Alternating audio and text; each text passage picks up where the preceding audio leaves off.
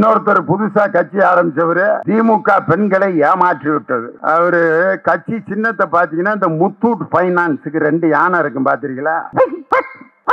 Muthoot finance. அங்க இருந்து கப்பி அடிச்ச சின்ன ஐயா தம்பி, what bro, it is not wrong bro, it is worst bro. ஒரு தற்குறி, அது யாருன்னு நீங்களே முடிவு பண்ணிக்கீங்க. ஒரு தற்குறி, ஒரு பைத்தியம், ஒரு கோமாளி, இது யாருன்னு நீங்களே மேட்ச் பண்ணிக்க. கோடிட்ட இடங்களை நிரப்புக. தற்குறி யாருன்னு தெரியும், கோமாளி யாருன்னு தெரியும், பைத்தியம் யாருன்னு தெரியும்.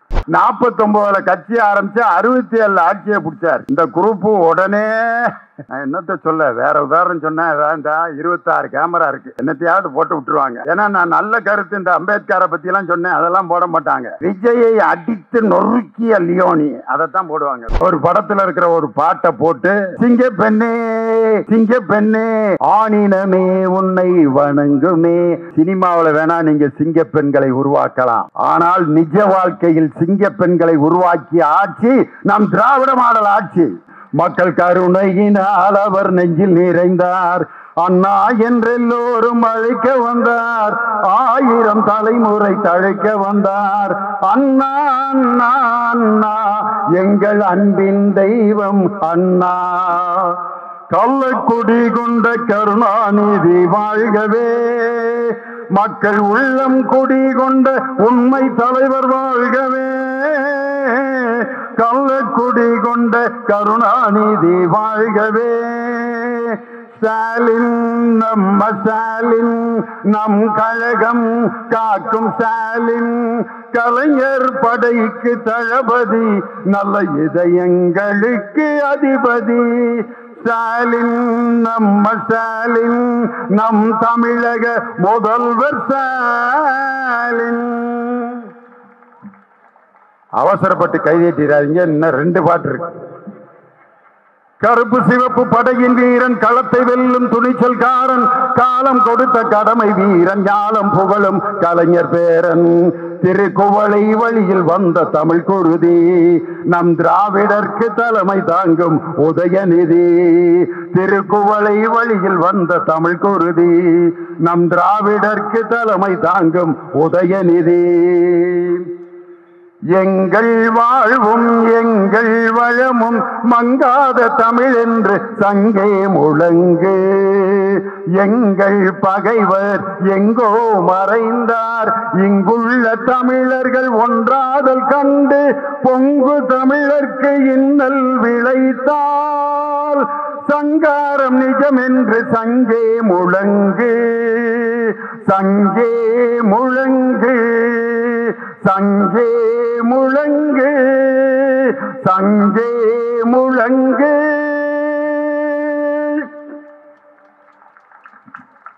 வரலாற்று சிறப்பு மிக்க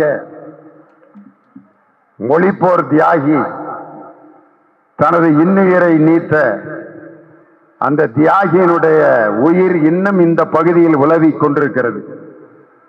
அந்த உயிர், மொழிக்காக உயிர் விட்ட அந்த தியாகி உயிர் விட்டதால் தான் இன்று தமிழ்நாடு என்ற பெயரும் தமிழன் என்ற பெயரும் தமிழர்களுக்கு உரிமையும் கிடைத்த அந்த மொழிப்போர் தியாகி உயிர் விட்ட விருகம்பாக்கம் பகுதியில் இந்த அற்புதமான கண்டன பொதுக்கூட்டத்தை வெற்றிகரமாக நடத்தி கொண்டிருக்கக்கூடிய, இன்று தலைமை தாங்கி இக்கூட்டத்தை சிறப்பு செய்து கொண்டிருக்கக்கூடிய அன்பு தம்பி மூர்த்தி சிறிதானாலும் கீர்த்தி பெரிதாக. சில பேர் ஆள் அந்த குட்டியா இருக்கிறத பார்த்தா இவரெல்லாம் எங்கப்பா அப்படின்னு நினைப்பாங்க. தன்னுடைய உருவம் சிறியதாக இருந்தாலும் நக்கீரனை போல் அகத்தியரை போல் தமிழுக்கு எப்படி அவர்கள் எல்லாம் குள்ளமாக இருந்து தொண்டாற்றினார்களோ அதுபோல இந்த பகுதியில் சட்டமன்ற உறுப்பினராக இருந்து மிக சிறப்பாக இந்த கூட்டத்தை ஏற்பாடு செய்து நடத்தி கொண்டிருக்கக்கூடிய அன்பு தம்பி ஏஎம்வி பிரபாகர் ராஜா அவர்களுக்கு என்னுடைய மனமார்ந்த நன்றியையும் வாழ்த்துக்களையும் சொல்லி, வரவேற்புரை ஆற்றிய கலைஞர் நகர் தெற்கு பகுதி செயலாளர் கே கண்ணன் மற்றும் கலைஞர் நகர் வடக்கு பகுதி செயலாளர் மு ராசா மற்றும் இந்த நிகழ்ச்சியிலே கலந்து கொண்டு மிக சிறப்பாக உரையாற்றி சென்றிருக்கக்கூடிய எங்கள் அன்பிற்கும் மரியாதைக்கும் உரிய அருமை அண்ணன் தனசேகரன் அவர்களுக்கும், மாண்புமிகு வணக்கத்திற்குரிய மாநகராட்சியினுடைய துணை மேயர் என்னுடைய இனிய சகோதரர் மகேஷ்குமார் அவர்களுக்கும், சட்டமன்ற உறுப்பினர் காரம்பாக்கம் கணபதி அவர்களுக்கும், இந்நிகழ்ச்சியிலே கலந்து கொண்டு சிறப்பு செய்து கொண்டிருக்கக்கூடிய பாலவாக்கம் விஸ்வநாதன் உள்ளிட்ட வாசுகி பாண்டியன் உள்ளிட்ட எல்லோருக்கும் என்னுடைய வணக்கத்தை சொல்லி, அமைச்சர் எல்லாத்து பேரையும் சொல்லிட்டாரு, நானும் திரும்ப பேரை சொல்லி மணி இப்போ 7:40 ஆகி போச்சு. அதனால் உங்கள் அனைவருக்கும் என்னுடைய பணிவான வணக்கத்தை சொல்லி, இந்த நோட்டீஸில் பேர் போட்டால் தான் கழகப்பணி ஆற்றுவேன் என்று சொல்பவன் திராவிட முன்னேற்ற கழகத்துக்காரன் அல்ல. என் பேரை ரைட்டில் போட்டான், என் போட்டோவை லெஃப்டில் போட்டான், என் போட்டோவை சின்னதாக போட்டான், என் போட்டோவை சரியாக போடல, பிரிண்ட்டு சரியில்லை அப்படின்லாம் கலகம் பண்ணுற கூட்டணி கட்சி எது என்று சொன்னால் அது எடப்பாடி பழனிசாமி நடத்தி கொண்டிருக்கக்கூடிய டுபாக்கூர் கட்சி. காரணம், இன்னைக்கு ஒவ்வொரு இடத்துலையும் நடக்கிற நிகழ்ச்சிகளில் நடந்து கொண்டிருக்கக்கூடிய சம்பவங்களை நீங்கள் பார்க்குறீங்க. மாண்புமிகு முன்னாள் பள்ளிக்கல்வித்துறை அமைச்சர் செங்கோட்டையன் கலந்து கொண்ட கூட்டத்தில் சேரை தூக்கி ஒரு 20 பேர் அவரை தம்பி போப்பா அப்படின்னு நடந்துட்டு இருக்கு. ராஜேந்திர பாலாஜின்னு முன்னாள் பால்வளத்துறை அமைச்சர் சால்வ போட வந்தவன பலார்னு கன்னத்தில் விட்டு, அவன் எதுக்கு சால்வ போட வந்தான், எதுக்கு அடி வாங்கினானே தெரியாம நொந்து நூலாகி அப்படி ஒரு கூட்டம் நடந்துகிட்டு இருக்கு.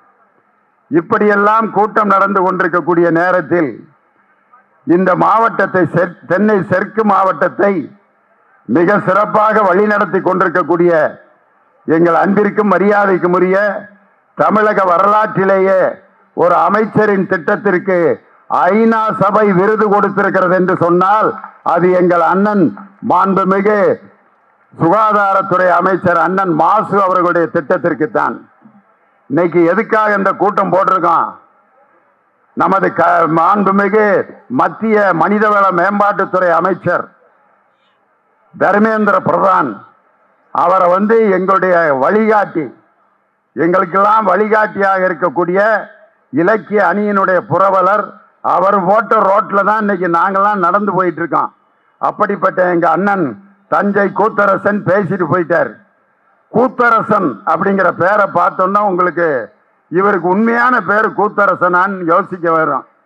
நடராஜுங்கிற பேரை தான் கூத்தரசன் அப்படின்னு மாற்றிக்கிட்டார். நடனம் என்றால் கூத்து, ராஜ் என்றால் அரசன், கூத்தரசன். இது மாதிரி சமஸ்கிருதத்தில் இருந்த பெயர்களை எல்லாம் தமிழில் பெயர்களை மாற்றிய காலம் உண்டு. சூரிய நாராயண சாஸ்திரியார் அப்படிங்கிற பேரை பருதி மால் கலைஞர் அப்படின்னு மாற்றிக்கிட்டார். வேதாச்சலம் என்ற பெயர் மறைமலை அடிகள் என்று மாற்றப்பட்டது. கஜேந்திரன், கஜம் என்றால் யானை, இந்திரன் என்றால் அரசன். கஜேந்திரன் என்ற முன்னாள் திராவிட முன்னேற்ற கழக அமைச்சர் தனது பெயரை வேழவேந்தன் என்று மாற்றிக்கொண்டார். நாராயணசாமி என்று பெயரிட்டு அழைக்கப்பட்ட நாவலர் அவர்கள் தனது பெயரை நெடுஞ்செழியன் என்று மாற்றிக்கொண்டார். ராமையா என்று பெயரை தாங்கிய நமது 50 ஆண்டு கால பொதுச் செயலாளர் பேராசிரியர் அவர்கள் அன்பழகன் என்று மாற்றிக்கொண்டார். இது மாதிரி நம்ம பிள்ளைகளுக்கு நமக்கு நம்ம தான் பேர் வைக்கணும். நாம் பெற்ற பிள்ளைக்கு நான் தாயா பேர் வைக்கணும். ஏன் மாநிலத்தில் இருக்கிற மக்களுக்கு என்ன கல்வி கற்றுக் கொடுக்கணும்னு எனக்குத்தான் தெரியுமே ஒழிய நீ என் மாநிலத்தினுடைய கல்வியை தீர்மானிக்க கூடாது என்று முதலில் இந்தியாவிலேயே போர்க்குரல் கொடுத்த ஒரு முதலமைச்சர் முத்துவேல் கருணாநிதி ஸ்டாலின் என்ற அந்த வீர முதலமைச்சர். இன்னைக்கு பார்த்தீங்கன்னா நம்ம பிள்ளைக்கு நம்ம தான் பேர் வைக்கணும். இன்னொருத்தன்ட்ட நம்ம டிஸ்கஸ் பண்ணோம்னா பஞ்சாயத்து ஆகி போயிடும். ஒருத்தனுக்கு இப்படித்தான் ஆம்பளை பிள்ளை பிறந்திருக்கு, போய் பேர் வைக்கணும்னா அவன் பாட்டுக்கு வச்சிருந்துருக்கலாம். இவன் என்ன நினைச்சிருக்கான், எங்க தாத்தா பேரை வைக்கணும்ட்டு. எங்க தாத்தா பேரு சிவகுமார், அதனால எங்க தாத்தா பேரு சிவகுமார்னு வை அப்படின்னு கலகம். அவங்க வீட்டுக்காரம்மா அவங்க தாத்தா பேரு கிருஷ்ணசாமி, அவ சொல்லியிருக்கா எங்க தாத்தா பேர் தான் வைக்கணும், கிருஷ்ணசாமின்னு வை. 2 பேரும் கடையில பஞ்சாயத்து ஆயிடுச்சு. போய் ஒருத்தன்ட்ட பஞ்சாயத்துக்கு போயிருக்காங்க. அவன் இப்படியே பார்த்துட்டு நான் சொல்ற பேரை வைங்க, உங்க பிரச்சனை தீர்ந்துருட்டான். சொல்லுங்க ஐயா, சிவராமகிருஷ்ணன் அப்படின்னு வச்சு விட்டுருங்க. 2 பேருக்கு தாத்தா பேரும் அதில் அடங்கியிருக்கு. ஆஹா தெய்வமே, என் குடும்ப பிரச்சனையை தீர்த்து வச்சுட்டியா ஐயா அப்படின்னு சிவராமகிருஷ்ணன் வச்சுட்டான். வச்சுட்டு ஒரு மாசம் கழிச்சு மல்லாக்கப்படுத்தி யோசிச்சுக்கிட்டு இருக்கான். சிவசாமி எங்க தாத்தா பேரு, கிருஷ்ணசாமி அவளோட தாத்தா பேரு, ராம யார்ரா இடையில அப்படின்ட்டு அவனை கூப்பிட்டுட்டு, யார்ரா ராம, அது எங்க தாத்தா பேருன்னு இருக்கான். இதுக்குத்தான் நம்ம பிள்ளைகளுக்கு நம்ம பேர் வச்சுட்டோம்னா பஞ்சாயத்து இருக்காது. நம்ம குழந்தைகளுக்கு எது கல்வி என்பதை தீர்மானிக்கிற உரிமை நமது மாநிலத்துக்குத்தான் இருக்கிறது. இன்னைக்கு 2 மொழிகளை படித்தவர்கள் எப்படிப்பட்ட வெற்றியை எல்லாம் பெற்றிருக்கிறார்கள். அதுக்கு வேற உதாரணமே தேவையில்ல. 1949ஆம் ஆண்டு நம் திராவிட முன்னேற்ற கழகத்தை கொட்டும் மலையில் ராபின்சன் பூங்காவில் துவங்கிய பேரறிஞர் அண்ணா 2 மொழிகளை படித்துதான் உலக புகழ் பெற்ற ஒரு பேரறிஞரானார். ஏல் பல்கலைக்கழகத்துக்கு அண்ணா போயிருக்காரு. அண்ணாவோட உருவத்தை பார்த்துட்டு அவங்க எல்லாம் யாரா இருந்தாலு, தி சீஃப் மினிஸ்டர் ஆஃப் தமிழ்நாடுன்னு வெத்தலை வாக்க போட்டு அப்படியே இருக்காரு. பொடி மட்டை போட்டு மூக்கெல்லாம் பொடி போட்டு அப்படியே ப்ரௌன் கலர்ல இருக்கு. சட்டை பட்டனை கூட ஒழுங்கா போடாம அந்த கோட்டு வேற போட்டு விட்டுருக்காங்க. அண்ணா உள்ளுக்கு இருக்கிற சட்டையில பட்டனை மேலையும் கீழையும் போட்டிருக்காரு. வெள்ளைக்காரங்க அந்த டை உட்பட கரெக்டா கட்டி அப்படி ஷூ போட்டு எஸ் அப்படிமா. அண்ணா அந்த கோட்டை போட்டுக்கிட்டு நடக்கவே தெரில. போயிட்டு அவரை எல்லாரும் இவரை போய் தமிழ்நாட்டில் முதலமைச்சரா எப்படா வச்சிருந்தாங்கன்ட்டு ஒரு பத்திரிக்கைக்காரன் கேட்டான். அப்ப அண்ணா இங்க முதலமைச்சரா இருந்த போது ஒரு கல்வி திட்டம் கொண்டு வரப்பட்டது. அந்த திட்டத்துக்கு பேரு மெட்ரிகுலேஷன். ஒரு பத்திரிகைக்காரன் கேட்கிறான், what you thinking about matriculation, what is your opinion about matriculation? Anna பதில் சொல்றாரு, matriculation is the botheration of the education. After a great consideration I came to this conclusion அப்படின்னாரு. அவன் கேட்டவன், என்னடா நம்ம ஆங்கிலத்தை இந்த மனுஷன் இந்த போடு போடுறாருன்ட்டு இன்னொரு கேள்வி கேட்டிருக்கான். ABCD 4 எழுத்து வராம 100 வார்த்தை உங்களால சொல்ல முடியுமா? ABCD 4 எழுத்து வரக்கூடாது, 100 வார்த்தை. அண்ணாவை டெஸ்ட் பண்றான். அண்ணா, டேக் இட் ஃப்ரம் மீ, 1 2 3 4 இதுல பூரா ABCDயே வராது.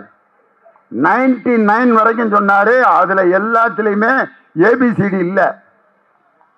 அதுக்கு அடுத்து 100ன்னு சொன்னாருன்னா D வந்துடும். அதுல 99 மாட்டினார் அண்ணா. 100ன்னு சொல்லி மாட்டிடுவாருன்னா அண்ணா 99 அப்படின்னு அந்த பத்திரிக்கைக்காரன் எஸ் ஸ்டாப் அப்படின்னாரு. 100வது வார்த்தையாக ஸ்டாப்னு சொல்லி ABCDங்கிற 4 எழுத்து வராம 100 வார்த்தைகளை ஆங்கில மொழி படித்தவனிடம் போய் பேசிய அண்ணாவுக்கு ஹிந்தி தெரியாதியா? அமெரிக்க பல்கலைக்கழகத்தில் அவர்கள் கண்ணிலேயே விரலை விட்டு ஆட்டினார் இருமொழி கொள்கையில் படித்த நம் பேரறிஞர் அண்ணா.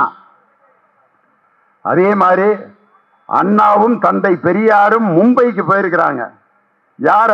முகமது அலி ஜின்னா அவர்களை திராவிட நாடு சம்பந்தமா பேசுறதுக்கு பெரியாரும் அண்ணாவும் மும்பை பாம்பேக்கு போயிருக்காங்க. அங்க தாராவி பகுதியில் பெரிய கூட்டம். அந்த கூட்டத்தை பேச தலைமை தாங்க வந்திருப்பவர் யாருன்னா, இந்திய அரசியலமைப்பு சட்டத்தை உருவாக்கிய சட்ட மாமேதை அம்பேத்கர் தலைமையில் அந்த கூட்டம். பெரியாரும் அண்ணாவும் அந்த கூட்டத்தில் கலந்துக்கிறாங்க. பெரியாரும் அண்ணாவும் பொது இடத்துக்கு வந்தா எப்படி தெரிவாங்கன்னா, பெரியார் நல்ல தாடி வச்சுட்டு உயரமா அப்படி ஒரு கருப்பு சட்டை போட்டு அப்படி நடந்து வருவார். அண்ணா பெரியாருடைய இடுப்புக்கு தான் இருப்பாரு. அதை பார்த்தா மந்திரவாதியும் அசிஸ்டன்ட் வர்ற மாதிரியே இருக்குமா. யாரா அந்த மந்திரவாதி ஒரு அசிஸ்டன்டோட வந்திருக்கான்ட்டு அப்படி இருக்கும் தோற்றம். அம்பேத்கர் தலைமை தாங்கிற மேடையில அண்ணாவும் பெரியார் இருக்காங்க. அப்ப அண்ணா என்ன செய்தார்னா, பெரியார் அவர்கள் பேசிய தமிழ் பேச்சை தாராவி மக்களுக்கு ஆங்கிலத்தில் மொழிபெயர்த்தார் அண்ணா.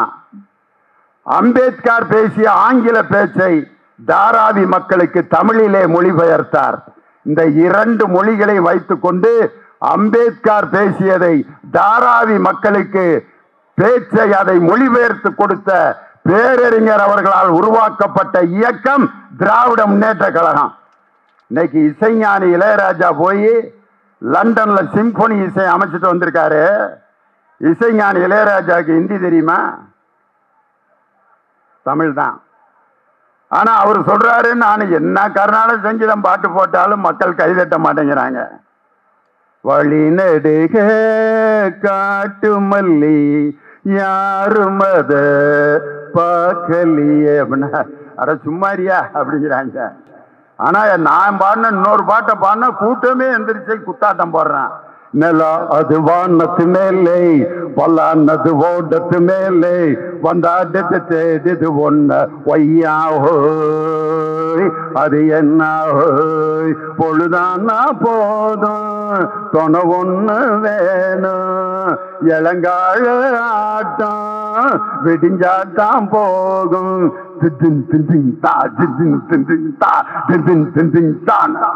அவங்களுடைய இன்ஸ்ட்ருமெண்ட் எடுத்து அடிச்சு அப்படி ஒரு சிம்பொனி இசையை லண்டன்ல போய் இசையமைத்து லண்டன் மக்களே பாராட்டுகின்ற அளவுக்கு இசையமைத்த இசைஞானி இளையராஜாக்கு ஹிந்தி தெரியாது. அந்த இசைஞானி சிம்பொனி இசை அமைக்க போறப்ப முதலில் பாராட்டு தெரிவித்த தலைவர் நம் திராவிட மாடல் முதலமைச்சர் தளபதியார் அவர்கள். அதுக்கப்புறம் மத்திய அமைச்சர் முருகன் போய் சால்வை போட்ட ஏற்கனவே முதலமைச்சரே போட்டு போயிட்டாரியா, நீ எதுக்கு அங்க வந்த? அதுக்கப்புறம் அண்ணாமலை போக்குவரத்தெல்லாம் அதுக்கப்புறம் போதுங்க. என் தலைவனை பார்த்து காப்பி அடித்துக் கொண்டிருக்கக்கூடிய உங்களுக்கு தமிழ்நாட்டுக்கு நிதி தர மறுப்பதற்காக போடப்பட்ட கூட்டம் தான் இந்த கண்டன பொதுக்கூட்டம். இன்னைக்கு பாத்தீங்கன்னா அருமையான தலைமை கழகத்திலிருந்து என்ன இந்த கண்டன பொதுக்கூட்டத்தில் நம்ம பேசணுமோ அதை அற்புதமா இன்னைக்கு கொடுத்திருக்காங்க. என்னன்னா ஒவ்வொரு முறையும் எப்பெல்லாம் இந்த தொகுதி மறுசீரமைப்பு நடந்தது அப்படின்னு கொடுத்திருக்காங்க. அதுல முதலில் நடந்த தொகுதி மறுசீரமைப்பு 1961 நடந்திருக்கு. அந்த 61 நடக்கும் பொழுது 6 லட்சம் பேருக்கு ஒரு எம்பி அப்படின்னு கணக்கு போட்டு 494 பேர். அதுக்கப்புறம் 1961 ஒரு கணக்கெடுப்பு நடந்திருக்கு. 7 லட்சம் பேருக்கு ஒரு எம்பிங்கிற முறையில 522. அதுக்கப்புறம் 1971 நடந்த கணக்கெடுப்புல 10 லட்சம் பேருக்கு ஒரு எம்பிங்கிற முறையில 541. இன்னைக்கு வரைக்கும் இந்த 543 தான் இன்னைக்கு 43. அதுதான் இன்னைக்கு பெர்மனண்டா இருக்கு. 1976ஆம் ஆண்டு இந்திரா காந்தி அவர்கள் பிரதமரா இருக்கும் பொழுது அப்ப மக்கள் தொகை கணக்கெடுப்பு எடுக்கலாமான்னு கேட்டப்ப இந்திரா காந்தி சொல்றாங்க, இப்போதைக்கு அது வேணாம், 25 ஆண்டுகளுக்கு பிறகு அதை நடத்திக்கலாம். மக்கள் தொகை அதிகமா பெருகிருச்சு, மக்கள் தொகையை கட்டுப்படுத்துறதுக்கு இப்ப நம்ம திட்டம் போடணும் அப்படின்னு சொல்லி வந்ததுதான் குடும்ப கட்டுப்பாடு திட்டம், ஃபேமிலி பிளானிங் டிபார்ட்மெண்ட். அதுக்குன்னே ஒரு ஆபீசர், ஃபேமிலி பிளானிங் ஆபீசர் அப்படின்னு ஒருத்தரை போட்டு சிவப்பு முக்கோணம் அப்படின்னு ஒரு சின்னம் அதை போட்டு எழுதி போட்டிருப்பாங்க. 2 பெற்றால் இன்பமயம், 1 பெற்றால் ஒளிமயம், நாம் இருவர் நமக்கு இருவர், நாம் இருவர் நமக்கு ஒருவர். இப்படிதான் ஒரு குடும்ப கட்டுப்பாடு மீட்டிங் நடந்துட்டு இருக்கு கலெக்டர் தலைமையில. ஃபேமிலி பிளானிங் ஆபீசர் உட்கார்ந்து இருக்காரு. கலெக்டர் கூப்பிட்டு, இவையா குடும்ப கட்டுப்பாடை பத்தி ஒரு 10 நிமிஷம் பேசு. ஐயா ஒன்னும் தயார் பண்ணிட்டு வரலையா அப்படின்னு இருக்காரு. தயார் பண்ணல, அப்பதான் நீ நல்லா பேசுவ, பேசியா அப்படின்னா அந்த ஃபேமிலி பிளானிங் ஆபீசரு, லேடிஸ்லாம் கோச்சிக்க கூடாது, என்ன பேசினாருன்னு உங்கள்கிட்ட பேசி காட்டுறேன், நீங்க நல்ல கவனிச்சாதான் புரியும் உங்களுக்கு. மாண்புமிகு ஆட்சித்தலைவர் அவர்களுக்கு வணக்கம். நான் அந்த இதை பற்றி கொஞ்சம் இது பண்ணணும்னு நான் வந்திருக்கேன். ஏன்னா இதை பற்றி நான் ரொம்ப இது பண்ணுறதுனால நீங்கள் இது பண்ணாமல் இருந்துடவா போறீங்க. நீங்கள் இது பண்ணதுனால தான் இப்போ பூரா இதாக கிடக்குது. அதனால நான் இதை பற்றி ஒன்றும் இது பண்ண விரும்பல. நீங்கள் அந்த இதாக இருப்பீங்கல்ல, இதா அப்போ அந்த இது இருக்குல்ல, அதை கொஞ்சம் இது பண்ணிக்கிட்டீங்கன்னா நான் எதுக்கு இதை பற்றி இது பண்ணுறேன். அதனால் நீங்கள் அந்த இதாக இருக்கப்ப அந்த இதை கொஞ்சம் இது பண்ணிக்கிங்க. அதனால நான் இதை பத்தி ரொம்ப இது பண்ணனா இவன் இதுல ரொம்ப இதா இருப்பான் போல இருக்குன்னு என்ன இதான் நினைச்சிருவீங்க. அதனால நீங்க கொஞ்சம் இதா இருக்கிறப்ப அந்த இதை கொஞ்சம் இது பண்ணிக்கிட்டீங்கன்னா நான் ஒன்றும் இது பண்ண விரும்பல. நன்றி வணக்கம்னார். இப்ப நீங்களாம் எதுக்கு சிரிச்சீங்க? இப்போ உங்களுக்கு ஒவ்வொரு இதுக்கும் என்னன்னு இப்ப தெரிஞ்சு போச்சு. அந்த இதா இருக்கிற நேரத்தில் அந்த இதை கொஞ்சம் இது பண்ணிக்கிட்டீங்கன்னா நாங்கள் ஒன்றும் இது பண்ண இதை நம்ம ஆள் கேட்டுக்கிட்டு இதா இருக்கிற நேரத்தில் அந்த இதை பயன்படுத்திட்டேன். குடும்ப கட்டுப்பாடை பர்ஃபெக்டா அந்த சட்டத்தை கடைப்பிடிச்சது நம்ம ஆளுக தான். ஏன்னா ஒரு காலத்துல எல்லாம் பிச்சு பேன் பார்த்துருக்காங்க. எங்க தாத்தாலாம் பார்த்தீங்கன்னா 16 புள்ள. எங்க தாத்தாவை கேட்டா எப்படி தாத்தா எல்லாம் ஆண்டையும் பார்த்து கொடுத்ததுதாங்கிறாரு. ஆண்டவனை கையை காமிச்சிட்டு பிரிச்சு மேய்ஞ்சிருக்காரு. நான் சின்ன பிள்ளையில நம்பிட்டேன். போய் ஒவ்வொரு வருஷம் கோயிலில் போய் ஒவ்வொரு பிள்ளையா வாங்கிட்டு வந்திருப்பாரு போல இருக்குன்னு. இப்ப நினைக்கிறேன் கிழவன் எவ்வளவு விஷக்கிழவனா இருந்திருக்காருன்னு. அன்னைக்கு எப்படியா 16 பிள்ளை பெற்றாங்கன்னா ஒரு பொழுதுபோக்கும் கிடையாது. டிவி கிடையாது, மொபைல் போன் கிடையாது, சினிமா கிடையாது, லியோனி பட்டிமன்றம் கிடையாது, ஒன்றும் இல்லை. என்னதான் செய்வாரு? கல்யாணம் முடிச்சு கிளவியை உட்கார வச்சு எவ்வளவு நேரம் வேடிக்கை பார்த்துக்கிட்டு இருக்கிறது. இந்த எப்படியே பார்ப்பாரு. சாப்பிட்டியா அப்படின்னு கேட்டாரு. எங்க பெரியப்பா பிறந்துட்டாரு. இங்கதான் உட்காந்துருக்கியான்னாரு. எங்க அத்தை பிறந்துருச்சு. அப்புறம் எங்க அப்பா பிறந்தாரு. கரண்ட் கட்டாச்சு. எங்க சின்னத்தை பிறந்துச்சு. இப்படித்தான் 16 பிரிச்சிருக்கேன். எங்க பாட்டியை கேட்டா எப்படி பாட்டி 16 பிள்ளைன்னா அது சொல்லுது பூரா நான் பெற்றதுரா, என்ன கடையிலேயே போய் வாங்க முடியும்ட்டு. கல்யாணம் முடிஞ்சு 10வது மாசம் ஒரு குதிரை வண்டி வீட்டு முன்னால வரும். கிளவியை ஏற்றுவாங்க, போய் பெற்றுட்டு வந்துடும். திரும்ப 10வது மாசம் இந்த குதிரை வண்டி அதுவா வந்துடும் வீட்டுக்கு. வண்டிக்காரன் வாங்கம்மா அம்மா அப்படின்னா, உனக்கு அப்புறம் தெரியும் எல்லாம் சரியா இருக்கேன் வா அப்படின்ட்டு அன்னைக்கு வஞ்சம் இல்லாம பின்னி இருக்காங்க. இதைத்தான் இருவர் உள்ளம் படத்துல தலைவர் கதை வசனம் எழுதின படத்துல எம்.ஆர். ராதாவும் முத்துலட்சுமியா நடிச்சிருப்பாங்க. அவங்களுக்கு 9 பிள்ளைய. அதுல வழக்கறிஞரா இருப்பாரு எம்.ஆர். ராதா. அவங்க 2 பேருக்கும் ஒரு பாட்டு இருக்கும், கேட்டிருப்பீங்க. புத்தி சீகாமணி பெத்த புள்ள இங்கு புன்னகை செய்யுது சின்ன புள்ள, 5க்கு பின்னாடி வந்த புள்ள இது 6வதா வந்த செல்ல புள்ள. உடனே அந்த அம்மா பாடும், 6 பிறந்தது போதும் என்று நான் 6 குலம் எல்லாம் மூழ்கி வந்தேன் அப்படின்னு பாடிட்டு கடைசியா அவங்க 2 பேரும் அந்த அம்மா பாடும், ஆசைக்கு பின்னே ஆராய்ச்சி ஆராய்ச்சி 6 உள்ளைய. உடனே எம்.ஆர். ராதா பாடுவாரு, இனி அடுத்து தடை செய்ய ஆராய்ச்சி ஆராய்ச்சி. உடனே அந்த அம்மா, நாம ஆசையுடன் பேசி நாளாச்சு, ஆபத்து அங்கேதான் உருவாச்சு, ஆபத்து அங்கேதான் உருவாச்சு, ஐயையோ ஐயையோ ஆராரோ உங்க அம்மா கதைய நீங்களாயோ, ஆராரோ படி ஆராரோ அடாசட்டு பய உள்ள ஆராரோ அப்படின்னு 6 புள்ள பெத்த எம்.ஆர். ராதா அன்னைக்கு குடும்ப கட்டுப்பாடுக்கு பிரச்சாரம் பண்ற மாதிரி இருவர் உள்ளம் படத்துல முத்தமிழறிஞர் டாக்டர் கலைஞர் கதை வசனம் எழுதி அன்னைக்கு அந்த இருவர் உள்ளத்துல குடும்ப கட்டுப்பாடுக்காக வசனம் எழுதினார். நாங்க பட்டிமன்றத்துல எம்புட்டு பேச்சு பேசியிருக்கான் குடும்ப கட்டுப்பாடுக்கு. ஒரு அம்மா பஸ்ல பிள்ளைகளை ஏத்திட்டு வருது, 9 பிள்ளைய. கண்டக்டர் கேட்டிருக்காரு, ஏமா இப்படியா பிள்ளைகளை கூட்டி வருவ பள்ளிக்கூடத்துல இருந்து? ஒரு டீச்சர் பள்ளிக்கூடத்துல இருந்து பிள்ளைகளை கூட்டு வர்றது ஒரு தனி பஸ்ல வந்திருக்கானா? பள்ளிக்கூடத்து டீச்சரா? பூரா நான் பெத்ததுரா. என்னது நீ பெத்த பிள்ளைய அம்புட்டா? ஆமா, இவன் பேர் என்ன 13 இருக்கு. என்ன நம்பரை சொல்றேன்? 13? ஆமா, பேரு வச்சு வச்சு எங்க அப்பாவுக்கு போர் அடிச்சு போச்சு, அதனால நம்பரை போட்டு விட்டாரு. பக்கத்துல இருக்க வேலை ஓம் பேருன்னு கேட்டா 13 ஏன் இருக்கேன். ஏன்டான்னு கேட்டா நாங்க 2 பேரும் ஒன்னா பிறந்தான், அதனால 13 நான் 13 ஏ அப்படின்னு.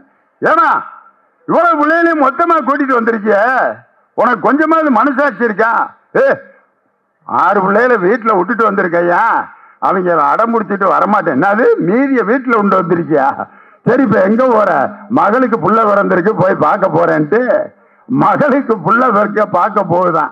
இப்படிலாம் கூட்டம் கூட்டமா பெத்து போட்டிருக்காங்க.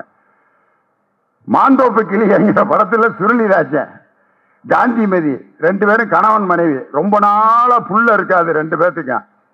காந்திமதி சொல்லுவாங்க, ஏயா பழனி மலையில போய் காவடி எடுத்து பால் காவடி எடுத்து 1 வருஷம் 1 மாசம் விரதம் இருந்து முருகன்கிட்ட வேண்டிட்டு வந்திருக்கேன்.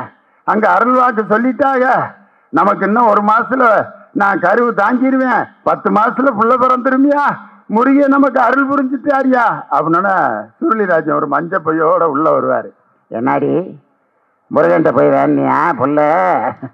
நான் இப்பதான் கவர்மெண்ட்ல 500 ரூபாய 5 கிலோ அரிசியும் கொடுக்குறாங்கன்ட்டு குடும்ப ஆபரேஷன் பண்ணிட்டு வந்துட்டேன் அப்படின்னு. என்னது ஆபரேஷன் பண்ணிட்டு வந்துட்டியா? ஏன் முருகன் எனக்கு புள்ள பொறுப்பேன், முருகன்கிட்ட போய் பெற்றுக்க. அப்புறம் நான் ஆபரேஷன் பண்ணிட்டு 500 ரூபாய 5 கிலோ அரிசியும் வாங்கிட்டு வந்துட்டேன். அன்னைக்கு குடும்ப கட்டுப்பாடு செய்தவர்களுக்கு 500 ரூபாய 5 கிலோ அரிசியும் கொடுத்தாங்க.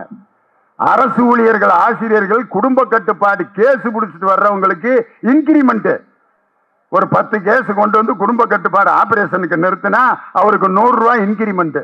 இப்படிலாம் கஷ்டப்பட்டு நம்ம குடும்ப கட்டுப்பாடு திட்டத்தை அமுல்படுத்தினா இன்னைக்கு பாத்தீங்கன்னா அங்க உத்தரப்பிரதேசம் பீகார்ல எல்லாம் நீ வரைஞ்சு போடியா முக்கோணத்தை, நாங்க அந்த வேலையே கிடையாது அப்படின்ட்டு அவன் தெளிவா இருந்திருக்கான். அங்க முக்கோணத்தை எங்க வரைஞ்சிட்டு போயிட்டாங்கன்னா தென்னை மரத்து மேல வரைஞ்சிட்டு போயிட்டான். அந்த மரம் 2 காய் தான் காய்ச்சிருக்கு. மரம் கடைப்பிடிச்சிருக்குது, உத்தரப்பிரதேச குரூப்பு கடைப்பிடிக்கல.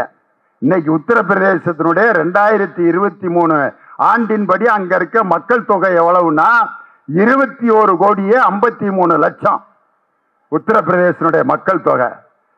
முக்கோணத்தை வரைய அவங்க பாட்டுக்கு பிரிச்சு மேஞ்சிட்டான். பீகாருடைய மக்கள் தொகை 13,51,00,000. மகாராஷ்டிராவுடைய மக்கள் தொகை 12,26,00,000. இப்படி ஆனா நம்ம தமிழ்நாட்டினுடைய மக்கள் தொகை குடும்ப கட்டுப்பாடை கடைப்பிடிச்சதுனால 7,13,00,000. இன்னைக்கு 20 லட்சம் பேருக்கு ஒரு எம்பின்னு வச்சா நமக்கு 40 எம்பி தான் வருது. ஆனா உத்தரப்பிரதேசத்தினுடைய 23 கோடியை 20 லட்சத்தால வகுத்தீங்கன்னா அவங்களுக்கு 116 எம்பிக்கள் வருது. இந்த மக்கள் தொகை அடிப்படையில் எம்பிக்களை வரையறை செய்ய வேண்டாம், அதை தள்ளி வையுங்கள் என்று அனைத்து கட்சி கூட்டத்தை போட ஜில்லுள்ள ஒரே முதலமைச்சர் நம்ம தமிழ்நாட்டுடைய முதலமைச்சர் தான். 58 கட்சிகளை ஒரு இடத்துல கூட்டியிருக்காரு. இன்னைக்கு நான் பாஜக தலைவர் அண்ணாமலையை கேட்கிறேன், மும்மொழி கொள்கைக்கு ஊரே போய் கையெழுத்து வாங்கிட்டு இருக்கீங்களே, உங்களால் இன்னைக்கு ஒரு அனைத்து கட்சி கூட்டத்தை மும்மொழி கொள்கைக்கு ஆதரவாக கூட்ட முடியுமா? இன்னைக்கு நான் சவால் விடுறேன். அவரு நான் பிஜேபி ஆட்சிக்கு வர வரைக்கும் செருப்பு போட மாட்டேன்னாரு. இப்ப ஷூ போட்டு இருக்காரு. என்னன்னு கேட்டா செருப்பு தானே போட மாட்டேன்னு ஷூ போட்டுக்கிறேன்ட்டு. இது எப்படி இருக்குன்னா, இந்த வருஷ தொடக்கத்துல சில பேர் உறுதி எடுப்பாங்க, 1ஆம் தேதியிலிருந்து தண்ணியே போடக்கூடாது, லிவர் ரொம்ப டேமேஜ் ஆயிடுச்சுட்டாரு டாக்டர். ஃபேட்டி லிவர், லிவர் அப்படியே காட்டியிருக்கேன், இங்க பாரு லிவர் எப்படி இருக்குன்னு. இன்னொரு தடவை இழுத்த கோவிந்தா கோவிந்தாதான் வீட்டுல பந்தல். உடனே முடிவு பண்ணிட்டேன், பிரெஞ்சு எல்லாம் கூப்பிட்டு, மாப்பிள 2025 ஜனவரி 1ல இருந்து ஒரு டிராப் கூட தொட முடியாது, பிராமிஸ். கோயில்ல எல்லாம் சத்தியம் பண்ணிட்டேன். சத்தியம் பண்ணிட்டு நாளையில இருந்து நம்ம சாப்பிட மாட்டோம்ட்டு 31ஆம் தேதி என்ன பண்ணிட்டான்னா ஃப்ரெண்ட்ஸ் எல்லாம் கூப்பிட்டு 2 ஃபுல்லு, ஏன்னா நைட்டு 12 வரைக்கும் தான் அவனுக்கு டைம், 2 ஃபுல்லா அடிச்சு நிமித்தி லாஸ்ட் பெக் வரைக்கும் இழுத்து படுத்திருக்கேன். காலையில புது வருஷம் 9 மணிக்கு எந்திரிச்சா தலை சின்னன்னு இருக்கு. ஏன்னா முந்தின நாள் ஊத்துனது. ஒரு 5-6 பேர் வந்திருக்காங்க. என்ன ஆப்ல, நேரிலிருந்து நான் சாப்பிட மாட்டேன், நேற்று ஊத்துன ஊத்து, நேரிலிருந்து தொடவே கூடாதுன்னு முடிவு பண்ணிட்டேன். கை கொடு மாப்ள, உன் லிவரோட நிலைமையை பார்த்து நீ முடிவு எடுத்திருக்க, very nice, keep it up. இதே மாதிரி ஐயப்பன் கோயிலுக்கு மாலை போட்ட மாதிரி நினைச்சுக்கிட்டு 40 நாள் இருந்தீங்கன்னா அப்படியே கன்னி பண்ணிடலாம். ஓகே, கட்டி பிடிச்சி முத்தம்லாம் கொடுத்துட்டு போயிட்டாங்க. இன்னொரு குரூப் வர்றேன், நான் மாமா டல்லா இருக்கேன், தலை என்னமோ கின்னு இருக்கு மாப்பிள்ள, சாயங்காலம் ஆயிடுச்சு, இன்னும் வலி போகவே மாட்டேங்குது, என்ன வேலையும் ஓட மாட்டேங்குது, சாப்பாடும் இழுக்கல, 1ஆம் தேதி அன்னைக்கு மட்டன் குழம்பு வச்சு எல்லாம் வச்சிருக்கிறா, சாப்பிட முடியல. அதுக்கு அவன் ஐடியா, மேல இருந்து தானே சாப்பிட மாட்டேன்னு சொன்ன, ஒரே மருந்து தான் அதுக்கு, சுடு தண்ணியில ஒரே ஒரு கட்டிங் அடி பளிச்சுன்னு விட்டுருன்னா சாப்பிட்டேன். திருப்பி ஆஃபை வாங்கிட்டாங்க சாயங்காலம். திருப்பி 2025 பூரா அடிச்சுட்டு தெரிஞ்சு சாக்கடையில் விழுந்து கிடக்குது. பிஜேபி அண்ணாமலை அவர்களே, நீங்க வாழ்நாள் முழுவதும் செருப்பே போட முடியாத காரணம், பிஜேபி தமிழ்நாட்டில் ஒரு கவுன்சிலர் சீட்ல கூட ஜெயிக்க முடியாது. இதுல ஒரு சபதம் வேற விடுறாரு, அண்ணா அறிவாலயத்தின் செங்கல் ஒவ்வொன்றாக உருவேன்.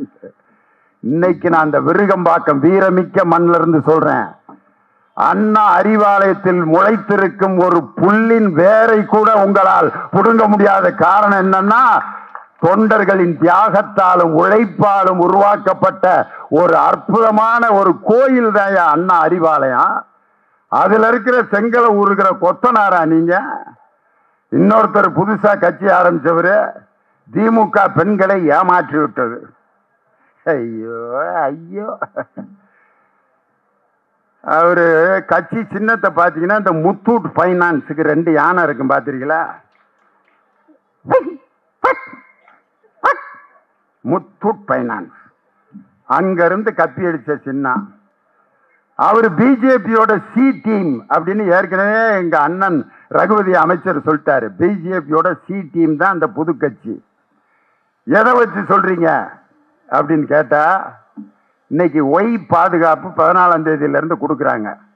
திமுகவை எதிர்க்கிற ஒரு வேலை தான், எங்களை எதிர்க்கிற மாதிரி ஆக்ட் கொடு, நிச்சயத்தெல்லாம் நாங்க பார்த்துக்கிறோம். பிஜேபி சி டீம் அவரு பெண்களை திராவிட முன்னேற்ற கழகம் ஏமாற்றி விட்டது அப்படின்னு சொல்றார்.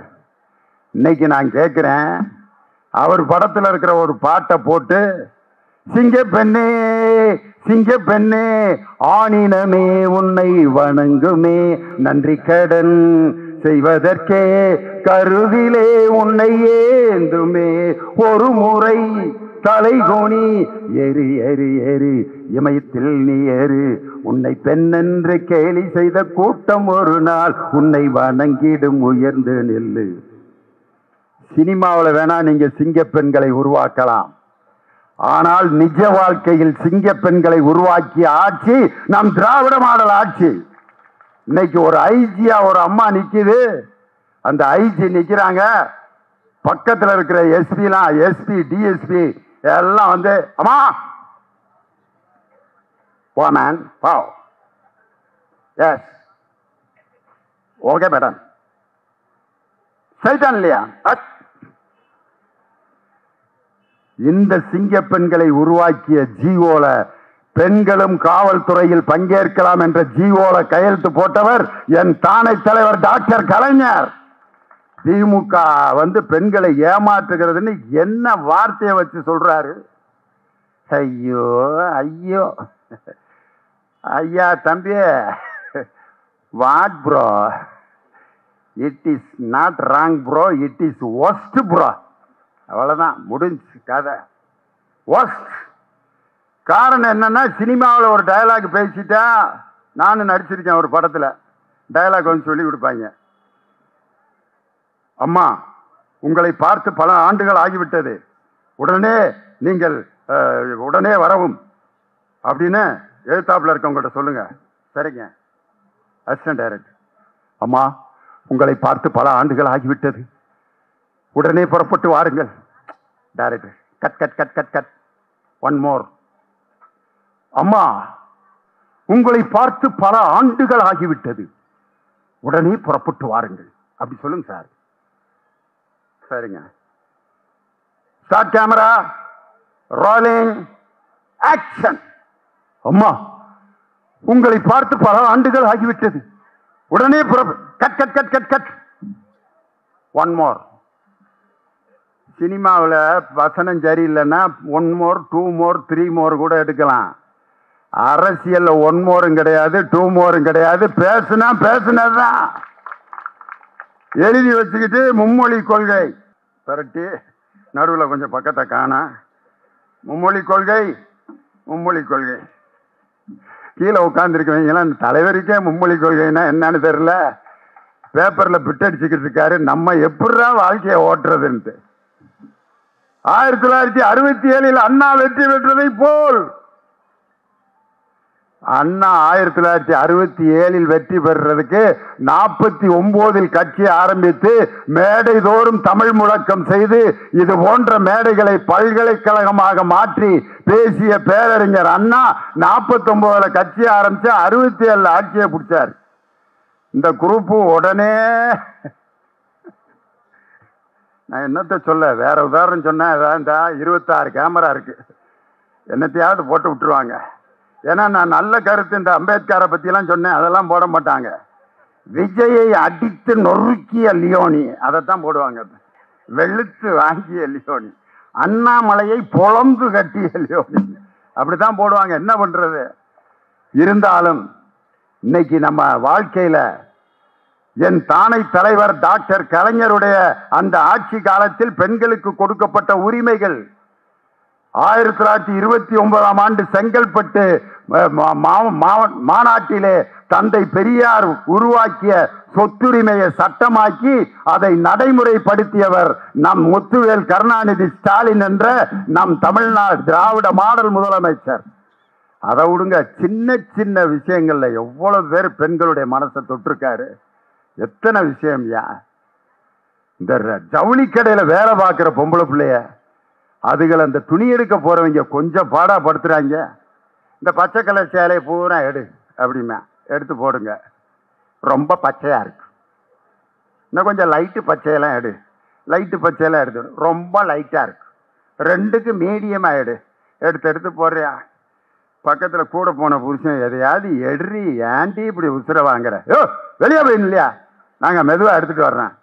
வெளியே போய் ஒரு தம்மை பொத்து வச்சுட்டு எத்தனை மணிக்கு வர போறாளோ இந்த சீலையை பூரா பார்த்து முடிச்சுட்டு அப்புறம் வந்துருச்சு அந்த அம்மா. எடுத்துட்டியா? ஒன்றும் சரியில்லை, வாங்க அடுத்த கடைக்கு போலான்னு 4 மணி நேரம் சீலையை எடுத்து போடுற வரைக்கும் அந்த சகோதரி நின்று கொண்டே அந்த புடவைகளை காட்டி கொண்டிருந்தால் என் தலைவர் அந்த காட்சியை பார்த்தாரியா. ஒரு சகோதரி ஒரு சின்ன சம்பளத்துக்காக நாள் முழுவதும் நிற்கக்கூடாது என்று அவர்களுக்கு இருக்கை தர வேண்டும் என்று சட்டம் போட்ட ஒரு தலைவர் எங்கள் தளபதி மு.க. ஸ்டாலின். எத்தனை சின்ன விஷயம் அது. எங்க அம்மானா என் கூட பிறந்தது 10 பேரு. எங்க அம்மா நிறைய என்ன பண்றது, எங்க அப்பா குடும்ப கட்டுப்பாடை மீறினதுனாலதான் லியோனி இங்க இருக்கேன். எங்க அப்பா குடும்ப கட்டுப்பாடு திட்டத்தை அமுல்படுத்தி இருந்தாருன்னா நான் 3வது பையன் எப்படி வந்திருப்பேன். மீறினதுனாலதான் லியோனிங்க. எங்க அம்மா ஸ்கூல்ல டீச்சரு. எனக்கு அடுத்து பிறந்த தங்கச்சி தம்பி எல்லாம் எங்க அம்மாவுக்கு மகப்பேறு விடுப்பு எவ்வளவு மாசம் கொடுப்பாங்கன்னா 2 மாசம். என் தங்கச்சி கை குழந்தை. எங்க அம்மா பக்கத்துல பாடம் நடத்திட்டு பக்கத்துல இருக்கிற மரத்துல தொட்டி கட்டி போட்டு நான் 3ஆம் கிளாஸ் படிச்சுட்டு இருப்பேன்.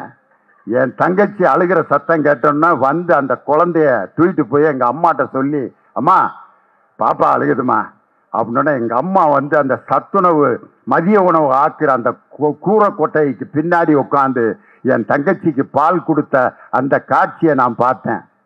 இப்படி ஒரு பெண் மகப்பேறு விடுப்பு 2 மாசம் 3 மாசம் இருந்தத அரசு ஊழியர் ஆசிரியராக்கக்கூடிய பெண்களுக்கு அந்த மெட்டர்னிட்டி லீவ் என்று சொல்லப்படுகின்ற மகப்பேறு விடுப்பை 1 வருடம் என்று மாற்றி தந்த தலைவர் நம் தமிழக முதல்வர். யாரு செய்வாயாது?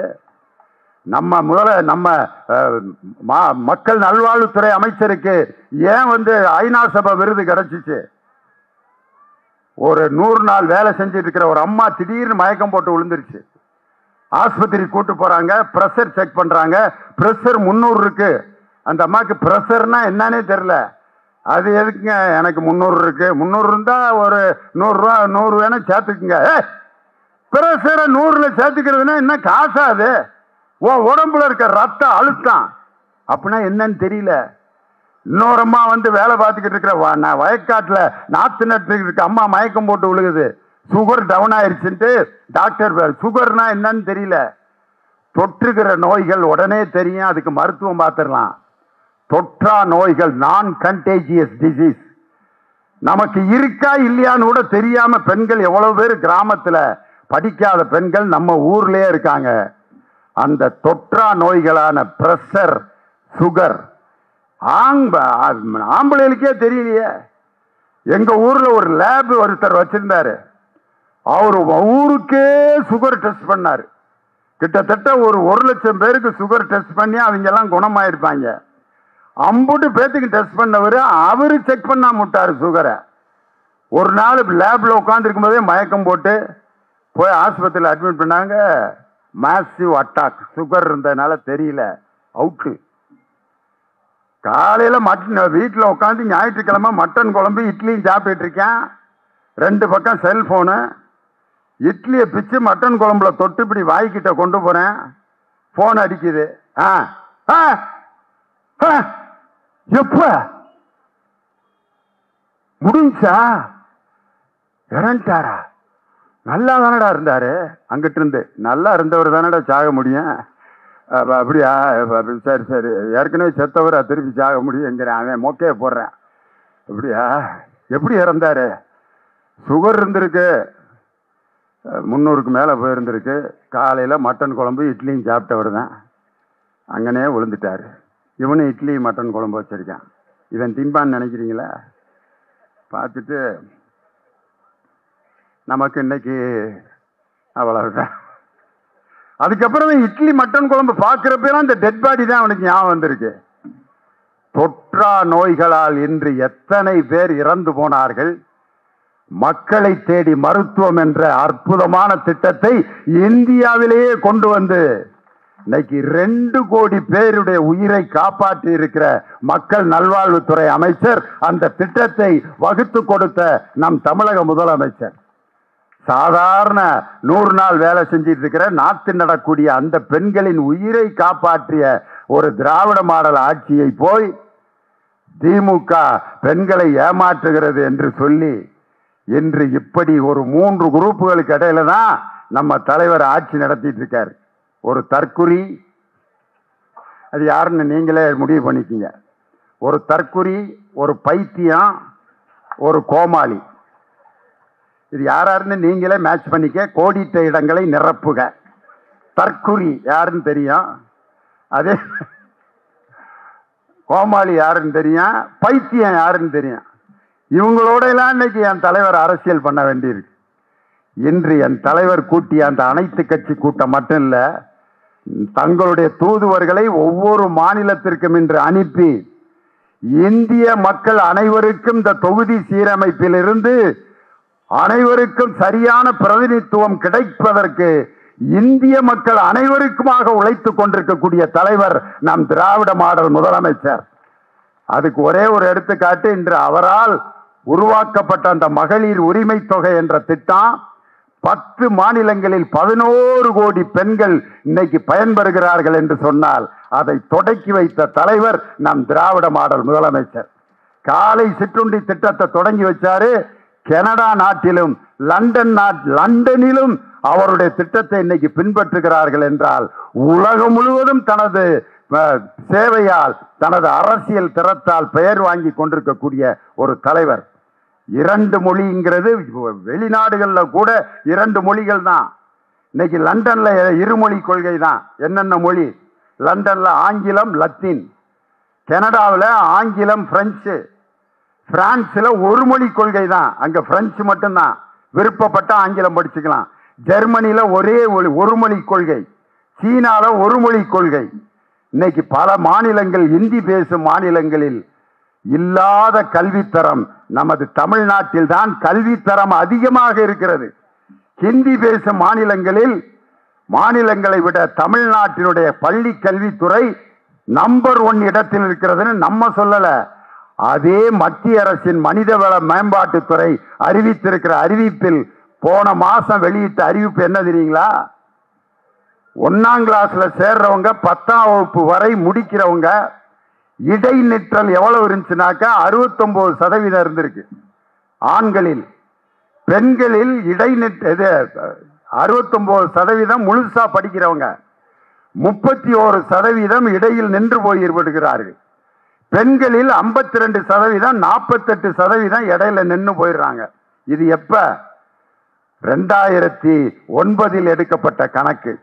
இன்னைக்கு 2024 அந்த இடைநிற்றல் 69% என்பது 100% மாறி இடைநிற்றலே இல்லாத மாநிலம் என்று தமிழ்நாட்டை இன்று பள்ளி கல்வித்துறை உயர்த்தி காட்டி இருக்கிறது. 1ஆம் வகுப்புல சேர்ற குழந்தை 10ஆம் வகுப்பு வரைக்கும் 100% 10ஆம் வகுப்பு முடிக்கிறாங்க. அப்படிங்கிற இலக்கை எட்டிய ஒரே மாநிலம் இந்தியாவில் தமிழ்நாடு மட்டும்தான். இதை நம்ம சொல்லல, மனிதவள மேம்பாட்டுத்துறை சொல்லியிருக்கு. இப்படி சாதனை படைத்துக் கொண்டிருக்கக்கூடிய இந்த மாநிலத்தை உயர்கல்வியிலும் பள்ளி கல்வியிலும் முடக்கி யாரும் படிக்கக்கூடாது என்பதற்காக உருவாக்கப்பட்ட கொள்கைதான் புதிய கல்விக் கொள்கை. 5ஆம் வகுப்பு 3ஆம் வகுப்புல கவர்மெண்ட் படிச்சனா அந்த பையன் என்னையா செய்வான்? 3ஆம் வகுப்பு படிக்கிற 8 வயசு பையன், அவனுக்கு டவுசரே ஒழுங்கா போட தெரியாது. அவனுக்கு டவுசர் அவங்க அம்மா போட்டுத்தான் சட்டை பட்டெல்லாம் போட்டு விட்டு சாப்பாடு ஊட்டிக்கிட்டு இருக்குது. இன்னைக்கு அவனுக்கு போய் கவர்மெண்ட் பரீட்சை வச்சா அவன் என்னத்துக்கு ஆவான்? 3ஆம் வகுப்புல கவர்மெண்ட் பரீட்சை, 5ஆம் வகுப்புல கவர்மெண்ட் பரீட்சை, 8ஆம் வகுப்புல கவர்மெண்ட் பரீட்சை, 3 பரீட்சையில 3/4 பேர் காலியாகி அம்புட்டு பயில அந்த விஸ்வகர்மா தொழில குலக்கல்வி திட்டத்துல சேர்த்துட்டு தமிழ்நாடு கல்வியில் முன்னேறிவிடக் கூடாது என்பதற்காக செய்யும் சதி திட்டத்தை முறியடிக்கும் போர்படை தளபதி நம் திராவிட மாடல் முதலமைச்சரின் கரத்தை வலுப்படுத்த மும்மொழி கொள்கை திட்டத்தை ஏற்க மாட்டோம். தேசிய கல்விக் கொள்கையை ஏற்க மாட்டோம். மக்கள் தொகை அடிப்படையில் கொடுக்கப்படும் தொகுதி மறுசீரமைப்பை ஏற்க மாட்டோம் என்று உறுதி பூண்டு அவருடைய போர்படையில் நாமும் அணிவகுத்து செல்வோம் என்று சொல்லி இந்த அற்புதமான பொதுக்கூட்டத்தை ஏற்பாடு செய்த எங்கள் அருமை அண்ணன் மக்கள் நல்வாழ்வுத்துறை அமைச்சர் மாசு அவர்களுடைய வரலாற்றில் 2026 234 தொகுதிகளிலும் வெற்றி பெறுவது போல் அவருடைய மாவட்டத்தில் இருக்கும் அனைத்து தொகுதிகளிலும் திராவிட முன்னேற்ற கழகத்தின் கோட்டையாக மாறும் என்று சொல்லி உங்களிடமிருந்து விடைபெறுகிறேன். நன்றி, வணக்கம். டாக்டர் கலைஞர் திராவிட முன்னேற்ற கழகம், தமிழக முதல்வர் தளபதி ஸ்டாலின், இளைய தலைவர் உதயநிதி ஸ்டாலின், துணை முதல்வர் உதயநிதி ஸ்டாலின்,